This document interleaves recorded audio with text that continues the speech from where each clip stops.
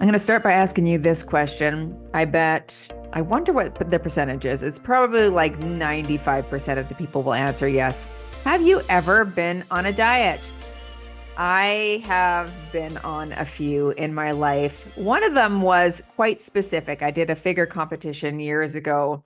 And so the diet was to reduce body fat percentage and get to a very lean state so that you could step on the stage and compete. Aside from that, I've never tried anything crazy. Like I've never done the cabbage soup diet. I've never done anything like Jenny Craig or anything, any of those structured diets.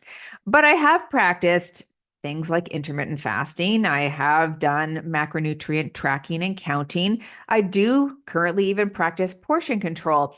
I don't consider those things diets. I consider those more nutrition strategies that can be really useful for the rest of your life, not just for a short period of time. And with today's guest, I'm going to be talking all about this. Today, I welcome dietitian Astrid Naranjo. She's known as the anti-diet dietitian, and she's a clinical dietitian with a master's degree in nutrition and dietetics practiced from Bond University in Australia. She also has a bachelor's degree from Central University of Venezuela. She specializes in women's health in polycystic ovarian syndrome, or PCOS, sustainable fat loss, binge eating, and also fostering healthier relationships with food. Don't we all want that? Well, that's what I'm all about here at Move Daily Fitness as well. So I'm really happy to have my guest here with us today. When most people think about going to a dietitian, you go because you need some help, right? You think, okay, I'm struggling with my food, I'm struggling with my weight, and I really want to get this cleared up. I really want to get this fixed. And so we go to a dietitian, maybe hoping for a diet plan to help us lose weight and help us figure out what's going on. Sometimes we go when we have intolerances, and there's lots of different reasons why we might visit a dietitian. But Astrid is known as the anti-diet dietitian. So already I'm like, how does that all work? I'd love to hear how you came up with that name and explain that to us today. Thank you so much for having me. I wanted to really make a difference in the fitness industry and amongst dietitians when it comes to approaching nutrition and dieting. And I think it is so important for us to see nutrition in a much more holistic way than just using it for managing our weight or for a very, very specific outcome. Definitely, nutrition makes a huge impact in not just our health, but also our physical, mental, and all these different aspects that you can think about we as humans. So looking at a way to represent a concept that entice and allows you to just not look at a dietitian for diet, just follow a meal plan. Because initially, when I decided to be a dietitian in the first place, I was just like, I want to do my own meal plans and I want to lose weight. So it was like, I always had that belief that nutrition and being a dietitian was always like connected to losing weight and being on a diet or create meal plans. Now, when I actually got into my nutrition degree, I realized that nutrition was way more than just a meal plan, and that was way more comprehensive than just managing weight. There was a lot more than that.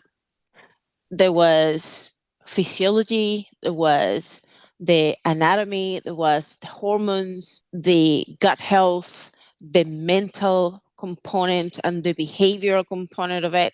So there was so many different things that this is really way more than I thought it would be.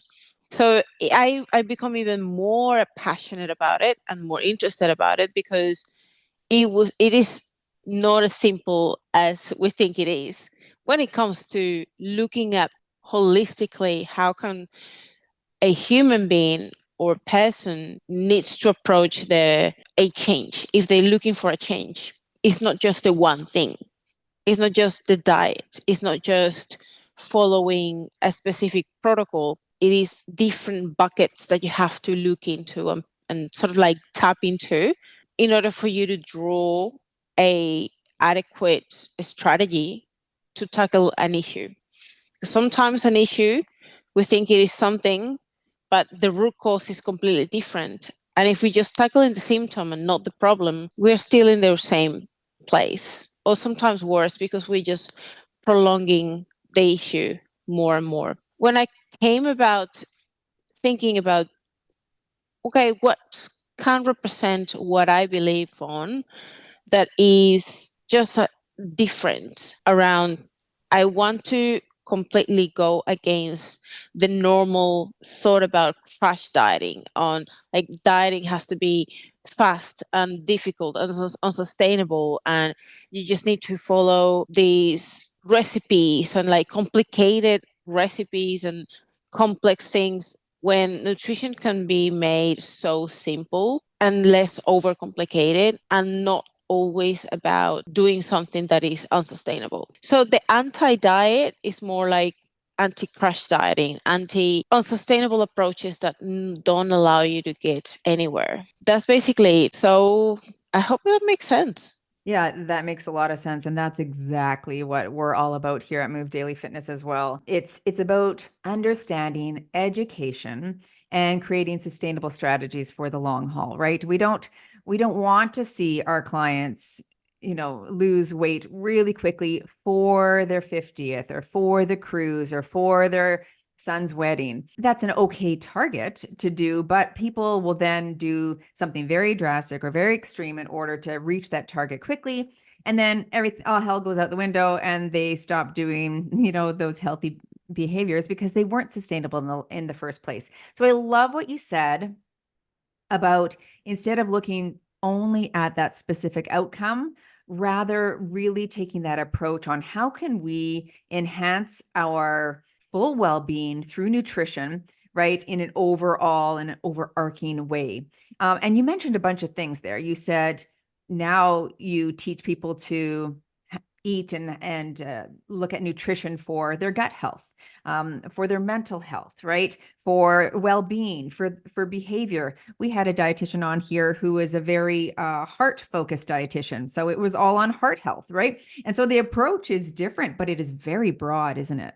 It is broad. Like when you look at all the different things that nutrition can do, and when you want to get very niche down, you can really dig into even a lot more within just one topic. But when you look at the general nutrition approach for anything, it comes down to not just nutrition. It has to come with different buckets, as I mentioned before. We have the bucket of mindset, we have the bucket of mental health and stress management, and we have the bucket of sleep and gut health. We have the bucket of movement, daily exercise, training.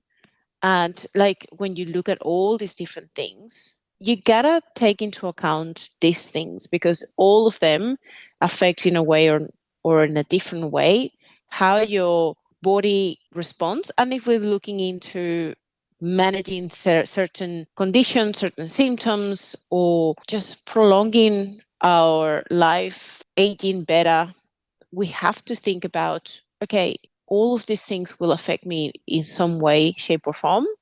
How can I best optimize these different things? Because at the end of the day, all of this kind of merge into one thing, which is quality of life and living healthy, living well on a day-to-day basis. It's a lot, right? It's a lot to think about. And when you were just referring to the different buckets, I wonder how do you work with a client that comes in and they're already, at their wits' end. They feel very overwhelmed by the mountain that they have to climb in order to change their behavior and change their body shape and change their composition. How do you approach a client and how do you coach them through that initial mindset that this is all very overwhelming and they're not going to be able to make the change? What do you say to those people?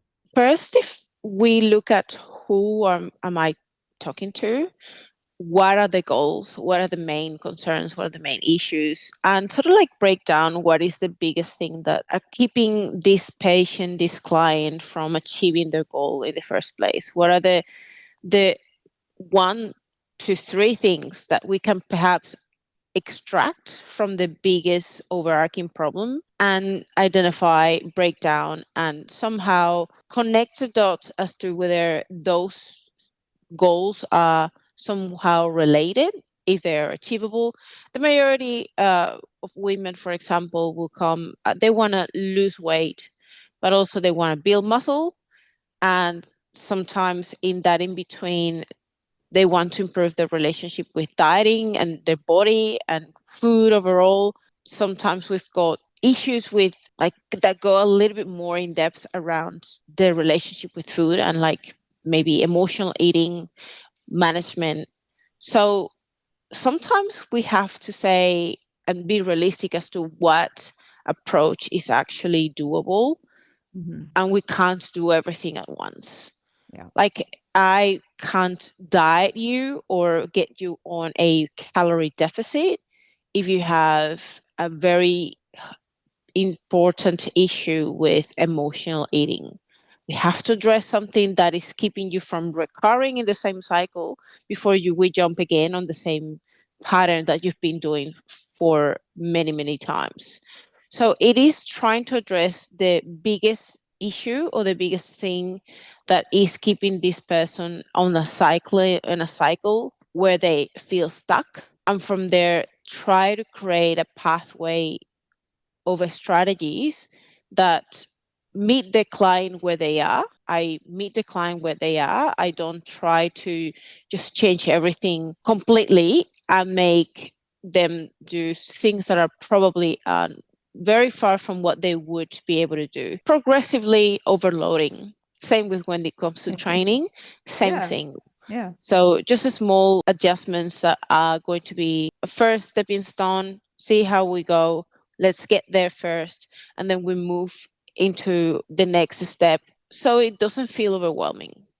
Because the least thing I want to do for my client that is already overwhelmed, they've tried so many things, is that they try to do every time that they start something, they think they have to be all or nothing, or they do 100%, or otherwise they are failing.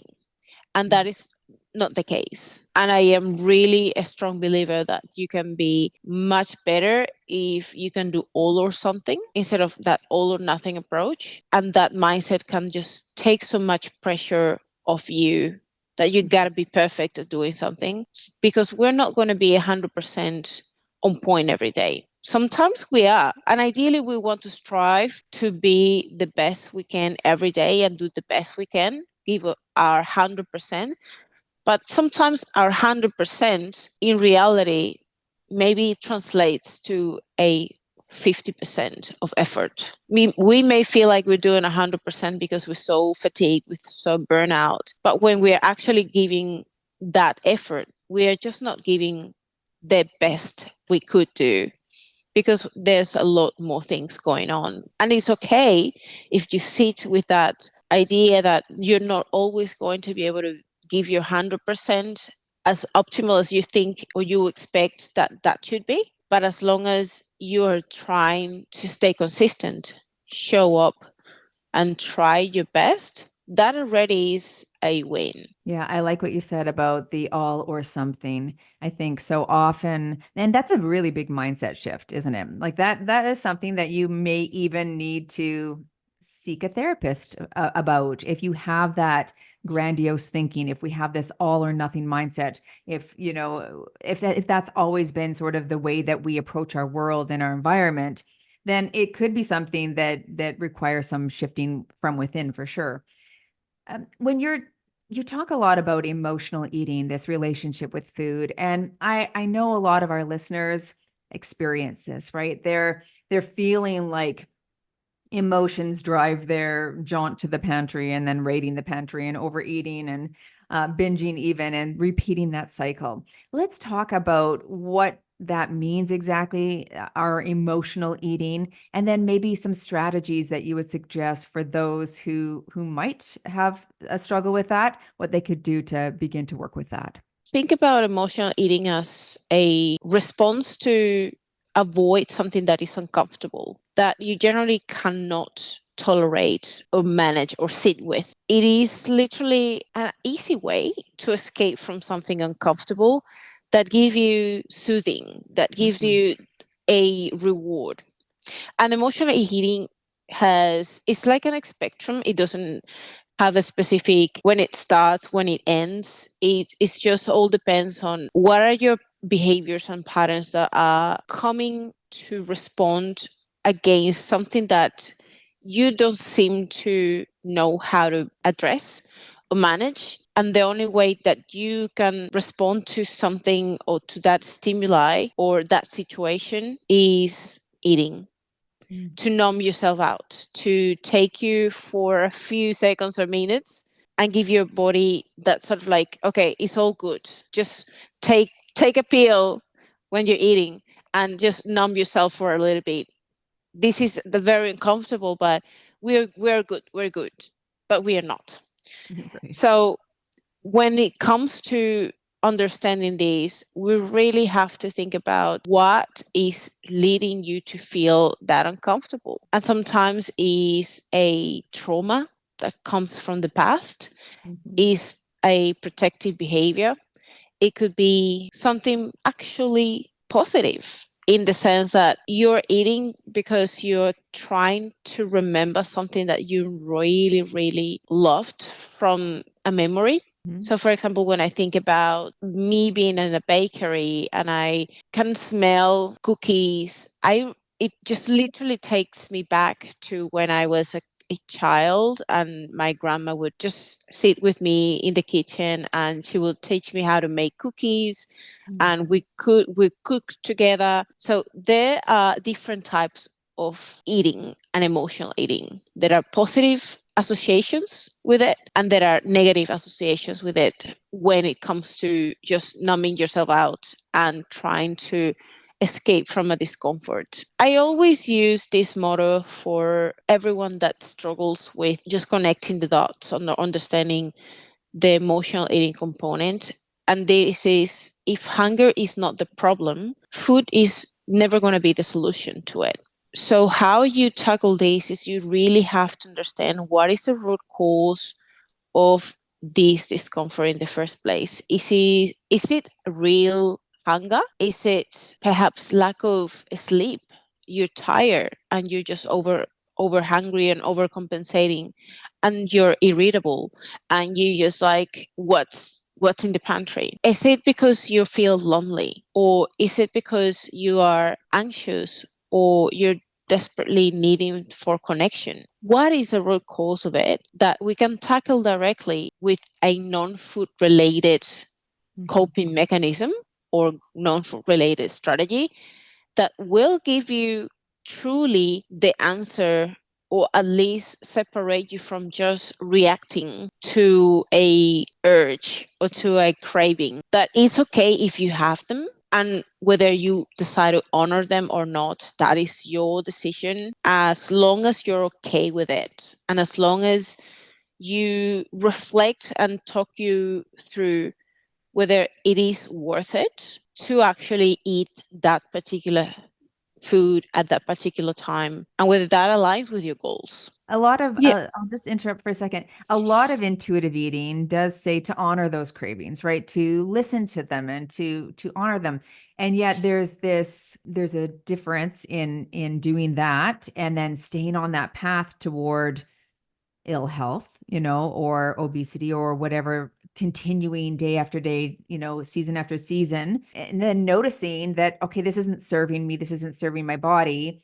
Could I make this decision right now to, instead of going and allowing that craving because I want to be intuitive and I want to be kind to myself, that I just now turn to something different? I really like what you said about finding that non-food strategy to come and replace it, right? And so it's a challenge for people. And even in this intuitive eating space, it is a challenge to go, okay, how do I honor my body and give myself what I'm craving, and yet still know that if I continually pick that path, it's not going to lead me toward my target? I like to think that you can't always just rely on your cravings or what is your body, quote unquote, desiring, because sometimes there are certain behaviors and certain coping mechanisms that initially they started as a coping mechanism, but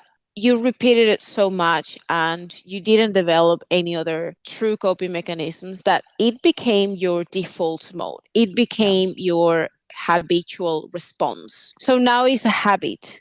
It's a very natural response to any discomfort or when there is an uncomfortable situation. This is your default mode that you respond with. So from something that was initially a very natural response to something uncomfortable now is very normal for you to just, okay, I feel uncomfortable, I binge eat. I am anxious, I binge eat. I am stressed, I binge eat. I'm sad, again, relying on the same pattern just because it's now something that you didn't put additional strategies to develop other non-food related ways to deal with those emotions. So that is a really important thing to understand. And this is something that I work a lot with my clients around is this something that now is no longer just a natural response, but an ingrained habitual response is what you just do. Mm-hmm. So we need to broaden our strategies and our non-food related coping mechanisms. So usually when there is an urge, when there is a situation, I am wanting them to give them some time rather than reacting. And this is the first step. You gotta pause and try to understand, what is this all about? What is happening? Why am I feeling this way? Through that time, when you can pause rather than react, you can process a bit more what that emotional stimuli feels. Where does it feel? Is in my body? Where is it in my body? What is really coming through my mind right now? What are some memories? What are some of the fears? What are some of the things that I'm going through my mind right now? So when you can just give yourself some extra minutes to just process what's going on, it allows you to perhaps see the root cause of where this emotion is coming from. When you allow time, you can also ask yourself the question that we usually get to ask ourselves: am I really hungry? And is this behavior of or response of eating the food or eating gonna actually make me feel better, truly better? Not just the 5 seconds that I'm chewing and tasting the food that is so tasty, because we don't binge on broccoli. No, we Is don't.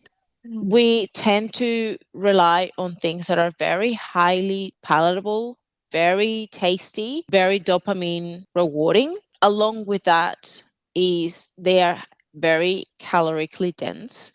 And sometimes the same person who struggles with emotional eating has a goal of improving their body composition, their physique. Sometimes there are food choices at certain points that don't align with those specific goals. Now, sometimes it is fine if you have gone through all these several questions and your answer is, I actually do want to have the chocolate. I do want to have it.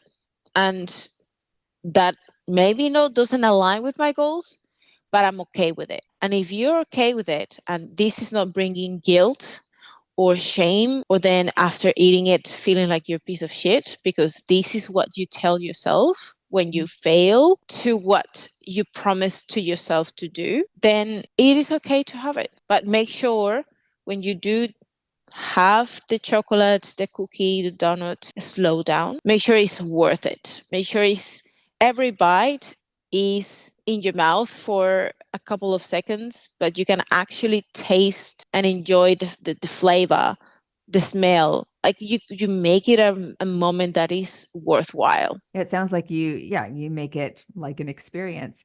So just to recap what Astrid said there, if you are feeling like you are emotionally eating, pausing in that moment is going to be really crucial. And, so often we're in our heads, right? We're not even in our bodies and present within the moment. So I think that pause can help us bring us back into the moment, into our bodies, And then you start to go through some of the things she said. So ask yourself, where do you feel it? Where are you feeling the emotions within yourself? Is it in your throat? Is it in your stomach? Is it in your brain or your palms? Like, where do you feel it in your body? What am I thinking? So begin to say to yourself, well, what are the stories I'm telling myself? What's going on in my brain right now? Where did this come from? Was there a smell that I noticed, that's triggering something? Or what am I feeling? Did I just have a fight with my spouse or something like that? And then ask yourself, will this make me feel better? Will it make whatever I'm feeling go away? And so to ask yourself that, and then thinking about what are some alternatives? Where else could I turn to have whatever is going on inside of me have those needs met? Aside from food, could I go for a walk? Could I get a hug from a loved one? Could I pick up a phone and make a call? And then it sounds like if you really, after all of that, decide that you still want it, then go ahead and have it, but slow down, enjoy, sit down, and be mindful with every single bite. And then try not to or don't feel guilty, because if there's guilt and shame, I think we got to go back to step one, because there's a lot more to work on then, isn't there? 100%. Yeah, that was a good, I like that. That's a good way to sort of think through it, because I think at some point, like I don't consider myself an emotional eater necessarily, but there's certainly moments and times when I have done that, right? I get a phone call or I read a comment on social media that says I haven't done something properly, and it's so easy to internalize that, and then the feelings rise and they're uncomfortable. And we don't want to feel uncomfortable. We want to feel happy. We want to feel joy. We want to feel better or different. And so we know that in that nanosecond, that chocolate bar, the taste in my mouth, will make me feel euphoric because of the dopamine. Can you talk about how that is that we sort of chase that dopamine with food?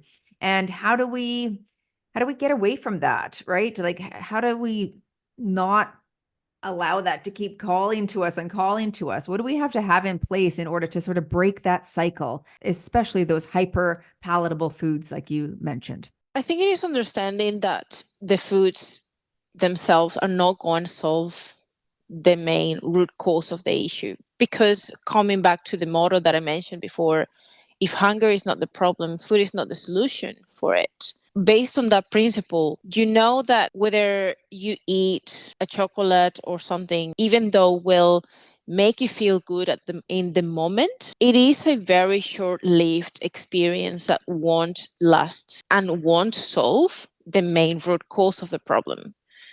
So once you finish eating the 500-calorie chocolate, then you realize the same problem is still there and it's still bothering you. But on top of that, you have those extra 500 calories that didn't align with your goals, and then you feel guilty about it. So now you have two problems, not one.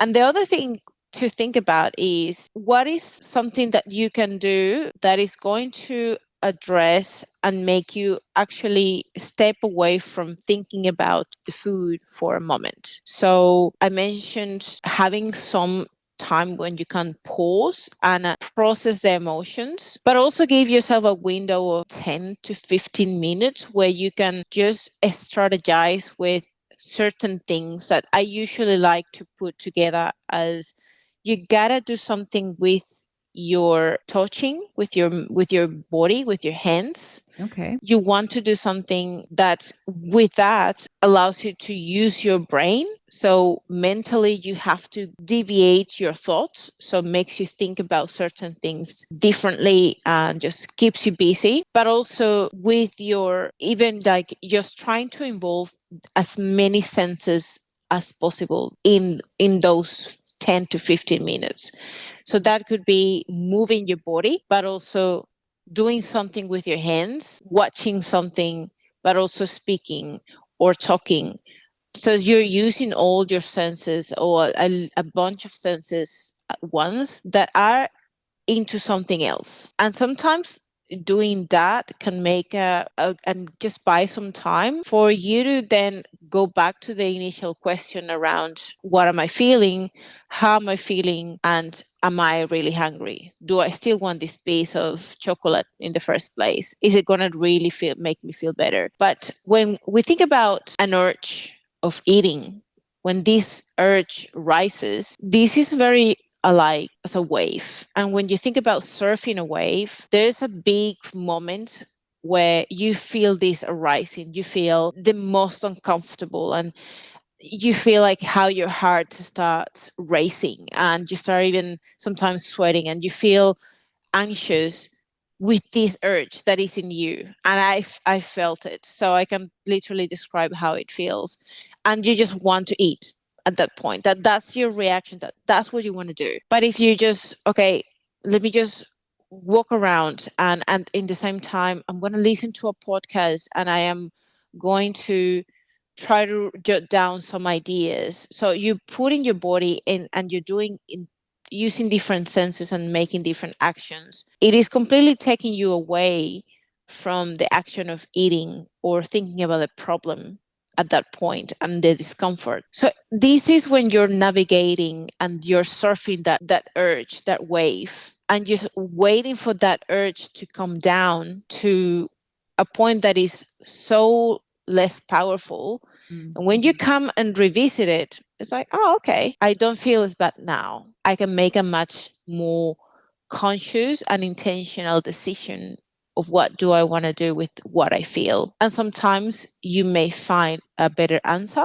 or you just move on and try to continue with the things that you were doing. I wonder what's going on in the brain at that point. So it's like when we anticipate, when we have that anticipatory response, that's when the dopamine starts to flood. When we think about the cookie or we think about the chocolate cake, and it's like it pulls us. And of course, the brain wants to go towards pleasure more than pain. So yes, we're being pulled.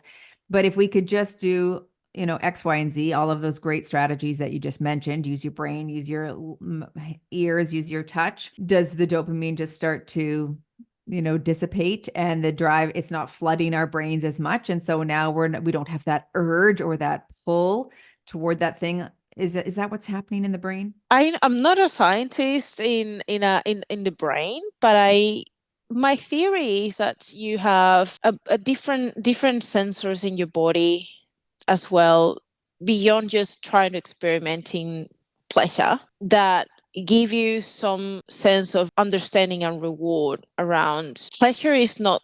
Is important, but sometimes it's not as important when you start understanding the biggest scheme of the things, and what is the trade-off Right. of that instant pleasure. So you start thinking about the other aspects of giving into a instant pleasure when you know it is very short-lived, and is kind of bringing the rational before just an instinct trying to respond for self-defense or just to protect you in a few seconds, because that's what your body wants to do. Your brain wants to numb that discomfort or uncomfortable situation by deviating your thoughts and giving you some reward, some pleasure. But when you can rationalize the issue and you can understand that this is something that is just going to last a couple of seconds,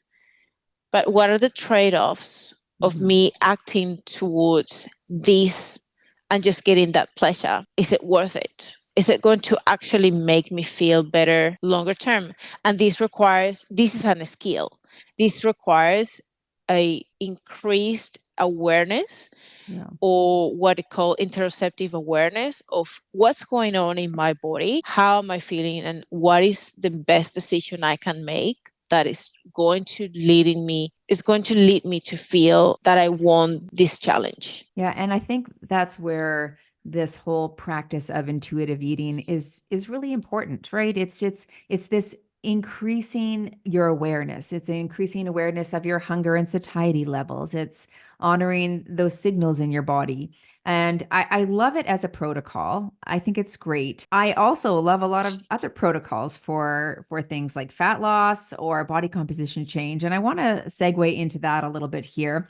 What is one of your favorite strategies to help someone who, say, wants to reduce their body fat percentage, but also can we still have aspects of intuitive eating within those other protocols or diets? 100%. I think Yeah. it is something that you want to actually strive for. Mm-hmm. And that's what the main thing that I also work with my clients is, it is not just to just follow a meal plan or a calorie deficit. It's just to play with a range. With a Think range? about Did you say a range? range Yeah. of calories or macros, Hmm. that allows you to listen to your body and not be so rigid. I don't like the rigidity of having to follow exact precise macros that you have if you don't hit the 250 grams of carbs and 50 grams of fat and 150 grams of protein, then you failed. And Right. more so, okay, I have a target of calories. I know that a protein target is potentially the one that isn't my non-negotiable, that I really think that has a lot more benefits if you do consume it, especially when we are over 35 years old. We Mm. actually need to start thinking more intentionally about the protein consumption, minerals, vitamins, nutrient dense foods, but also listening to your hunger cues and fullness cues, being able to learn and develop and honing in the skills of eating when you're hungry, stop when you're full, being okay to not eating the full plate if you're not hungry anymore. It's okay to save it for later. Or if you do feel hungry, it's okay if you just honor your hunger levels. You can definitely bring aspects of intuitive eating, because intuitive eating is a skill, as I mentioned before. And you definitely want to use that whenever you're trying to lose weight, because it makes it more sustainable for you. It makes it something that is part of your lifestyle. It's not just following a diet to lose weight. It also helps you to not disconnect from your own body and your own natural hunger and fullness cues. So once you have completed or achieved your goal, you are in a place where you can still recognize your body and your needs, and you can still you've never been disconnected to your hunger and satiety cues. You can easily honor your body back to a maintenance level and still feel that you can keep it off for the rest of your life. Yeah, it's a funny thing. I've had people that we coach and train, and they'll write in the Facebook group and they'll say, "I wasn't hungry, but I did hadn't finished my calories yet, so I just shoved it down when I wasn't hungry." And I'm like, "No, don't do that. Don't eat if you're not hungry." Like if you're an athlete and you have a weight class to make, or you're going on stage and doing a figure competition, sure, different story. But for the average 50, 60-year-old woman, you don't need to be shoving down food just to meet your calories. I like what you said about really prioritizing the protein within that, right? As we age, we hit this anabolic resistance. So it's more challenging for older women and men to make muscle. So we do need that increased amount. But it can have that fluidity. There can be some flexibility within those targets, because that is going to allow you to bring that very healthy component of intuitive eating in. And it's so interesting, though, isn't it? It's like a dichotomy, because intuitive eating seems very loose and you're really trusting your body and your feelings. Is macronutrient tracking seems very structured and you're trusting the data. So I like how you sort of meld the two together. And I think that is the ideal. I love to name it, or and this is very. I think it is popular for in certain scientific groups, and we call it control flexibility or structured flexibility. You do have flexibility within a framework, a set of non-negotiables. This is something that gives you freedom within a structured place where you know certain boundaries that you need Mhm. to honor and respect.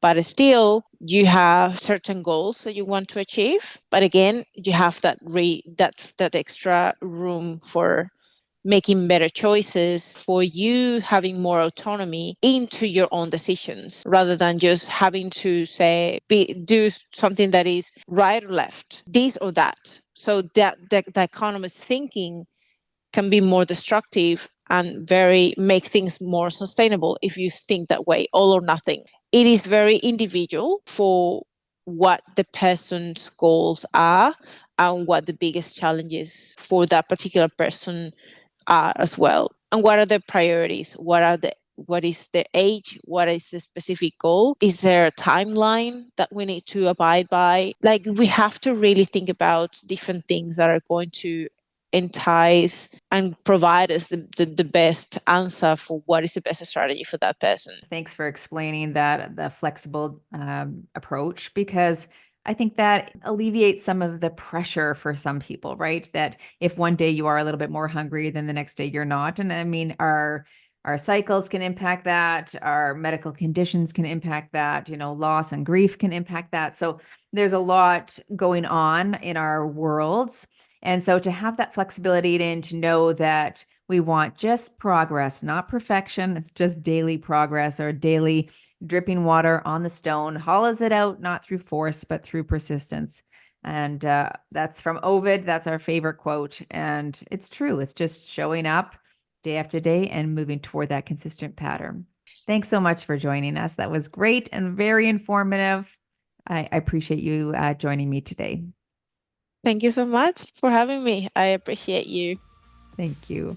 And to all of you, now go move daily in your fitness, wellness, and nutrition. And we'll see you all in the next Move Daily Talks.